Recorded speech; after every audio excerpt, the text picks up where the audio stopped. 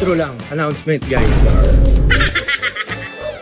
Then dito tayo ngayon guys sa second client natin for site inspection. Yung konting briefing lang sa mga workers nila. So tara, sana.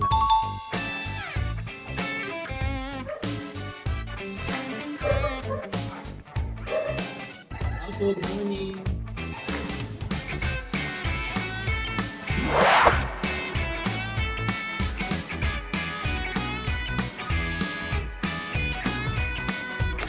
So yun, nandito ngayon tayo sa project ni client. Actually, bahay na ito.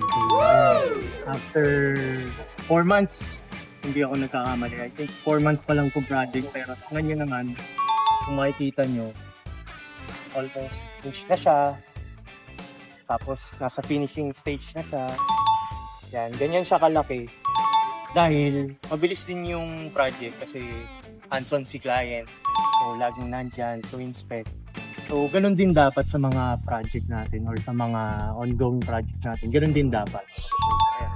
Ayan natin.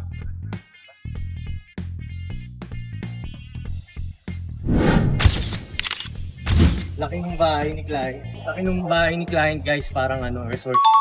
Pero ayun, hindi siya resort, no?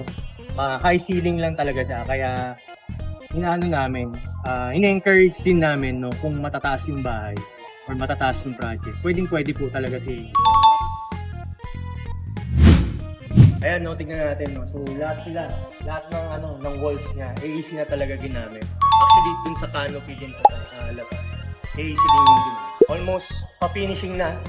May konting touches na lang, no. And of course, yung sa bubong nila, kailangan din ayusin. Pero, sobrang bilis, guys. So, we really encourage na gamitin nyo AAC.